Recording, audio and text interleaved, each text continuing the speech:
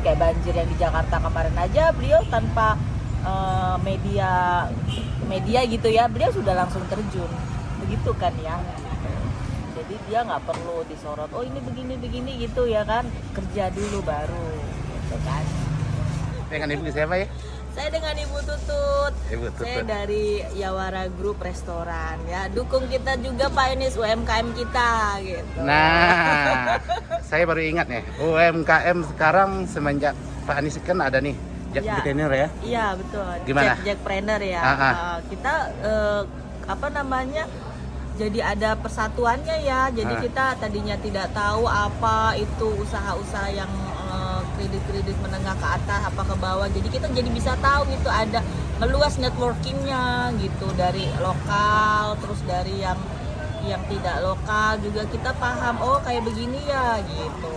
Jadi kita dirangkul semuanya dari bawah sampai ke atas gitu. Jangan atasnya aja yang di tengah-tengah ya kan. Kita kan orang di bawah juga ingin merasakan juga, kita kan semua sama gitu. Itu yang bilang Bapak Anies pembohong itu? Pasti ada lah yang kucil-kucil yang istilahnya yang tidak suka dengan kepemimpinan itu. Pasti kita juga paham lah gitu. Dari kubu-kubu yang mana kan, seperti itu kan. Iya benar. Jadi kami selalu mendukung beliau. Warga Jakarta teruskan dan kita perjuangkan Pak Anies sampai beliau naik ke 2024. Amin. Amin. Kalau lihat di handphone, lihatnya jangan TikTok, jangan yang ini. Lihatlah pendidikan, pengetahuan yang sudah ada. Jadi menambah istilah wawasan. Ketika orang itu tidak tahu jadi tahu. Ya gitulah intinya, Pak. Kan itu tergantung dari manusianya ya. Kita kan bisa ngelihat pribadinya beliau tuh kan santun, terus juga kalau secara dia bertutur kata juga nggak sembarangan, ada etikanya berpidato apapun. Kita sering lihat beliau kalau lagi pidato tuh tanpa teks atau ini juga beliau kan udah oke banget gitu. Waktu pertama kali beliau jadi gubernur aku senang banget gitu kan, sayangnya nggak jadi presiden gitu. Pengennya jadi presiden beliau, yang kita mau gitu, karena kan kita saya sebagai orang muslim ya, maksudnya memang dia ada aturan-aturannya sesuai dengan sunnahnya gitu. Jadi kita acungin jempol kerja kerasnya beliau tuh, kayak jembatannya di Sudirman, seperti kayak di Singapura tuh ya kan, di Hong Kong gitu kan, model jembatannya tuh aku suka banget tuh. Jadi kita anak-anak milenial juga kadang-kadang kita tuh bagus ya gitu jembatannya. Kita ngedukung beliau karena kan ya itu tadi, beliau juga walaupun belusukannya tidak seperti kayak yang kita bisa tahu gitu ya, tanpa belusukan pun beliau sudah bisa ngerti gitu di mana titik-titik rawan-rawannya. Dia langsung terjun, kayak banjir yang di Jakarta kemarin aja, beliau tanpa media gitu ya, beliau sudah langsung terjun, begitu kan ya.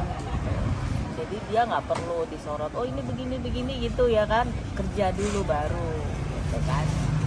Aku selalu ikut Instagramnya beliau dan kita selalu mengikuti keluarga beliau, segala macem kayak gitu. Ini Pak Anies ya, oke banget loh, saya setuju dengan Bapak gitu. Setuju 2024 apa? Setuju banget 2024, saya mendukung banget karena saya tahu kinerjanya beliau. Nggak sayang meninggalkan Jakarta? Iya. Aduh sayang banget ya gitu, karena saya suka tuh waktu pas dia berpidato dengan pihak internasional tuh ya, tanpa teks, tutur katanya bagus, tertata, dia suatu pimpinan yang bagus lah. Apalagi tuh beliau aja lagi mandi kucing, saya juga suka kucing. Mana? Tuh Pak Anies, kita ikut nih Pak Anies dengan IG-nya Bapak. Nah sekarang kita balik lagi ke masalah banjirnya. Oh banjir. Kita lagi Selama musim banjir nih ya, masuk di 2024 awal itu selalu kan kita udah drainase-nya sudah salah ya dari dulu tuh kan ya, banyak perumahan yang dibangun tidak sesuai dengan aturan yang Pemda berikan. Selalu kayak misalnya yang harusnya kita bikin penghijauan kita bikin kayak restoran lah, apalah gitu kan ada aturan-aturannya sesuai dengan kita memang tinggal di Jakarta, jadi ada ketentuan-ketentuannya lah yang kita harus patuhi gitu. Kayak penghijauannya ya kan, yang kayak gitu-gitu tuh harus istilahnya kita sebagai warga tuh harus tahu. Kayak pembangunan di pinggir-pinggir kali bandar-bandar gitu yang kita sebenarnya itu bukan hak kita tinggal di situ, ya kan? Ketika kita harus harus pindah ya legowo dong harus, karena kan emang itu punya pemerintah kan. Nah kenapa mereka pada tinggal di situ, emang ada ininya, ada surat dan segala macamnya gitu kan. Nah kita harus tahu juga di situ dampaknya kan dibuat kita juga yang kena kayak gitu. Nah, ada pengurangan nggak banjir sekarang? Dibandingin dulu-dulu ya? Ada ya, kemarin kalau dulu kan tahun yang dulu tuh kan di Sudirman tuh kayak begitu ya. Sekarang udah berkurang tuh ya kan.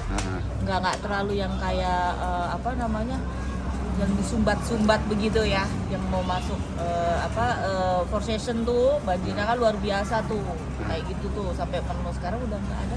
Sekarang dulu kan kita sering dengar ya, asal hujan aja Jakarta banjir. Nah sekarang kita nggak pernah dengar ya. Iya. Kalaupun ada banjir, ada sedikit lah, paling ada titik yang masih sedikit yang belum selesai gitu kan. Tapi yang pernah yang kebanjiran yang di saat itu ya memang sudah tidak kena lagi gitu. Sudah aman tidak ya? Sudah aman gitu. Kalau di daerah yang titik-titik yang itu ya emang salah ya, karena kan bentuknya kan juga kan mereka sudah paham gitu ya. Kayak misalnya contoh di Kemang ya, kita kan tahu ya Pak ya, tahun kemarin Kemang kayak begitu sampai mobil tenggelam apa-apa. Sekarang udah nggak ada sih, cuman masih ada sedikit aja gitu yang perlu dibenahin lagi dikit aja gitu. Yang bulat-bulat ada juga yang begini tuh. Iya, yang bulat-bulat, nah itu Efektif. mendukung, efektif banget gitu, karena dari situ air mengalir kan langsung kan ke kali-kali yang sudah disalurkan kan begitu ya untuk pembangunannya ya. Nah dari kali terus nanti tinggal ke waduk, apa istilahnya Pak? Kalau dari kali ke waduk ya, bandar. waduk ya. Waduk kan ya, waduk buatan atau apa gitu ya. Waduk. Jadi kan mereka yang sudah tahu lah tentang arsiteknya kan untuk pembuatan. Memang harusnya sih seperti itu ya dari dulu kita ya. Jadi tidak terjadi lagi yang banjir yang seperti yang sudah pengalaman kita di tahun sebelumnya kayak gitu. Tapi ada sebagian yang bilang sumur resapan nggak ada manfaat. Itu gimana? Kalau saya sih bermanfaat banget ya. Ini selaku warga Jakarta sendiri kan, merasa nggak manfaatnya? Bikin jalan rusak. Iya, bikin jalan rusak gelombang ya kan. Itu kan karena air kubaran dari jalan kan, karena gotnya terlalu kecil kan ya. gitu. Kalau ada sumur resapan kan mereka langsung masuk ke sumur resapan. Nggak mungkin masuk ke got yang kecil itu, bener nggak? Iya. Berarti kan disalurkan ke dalam air.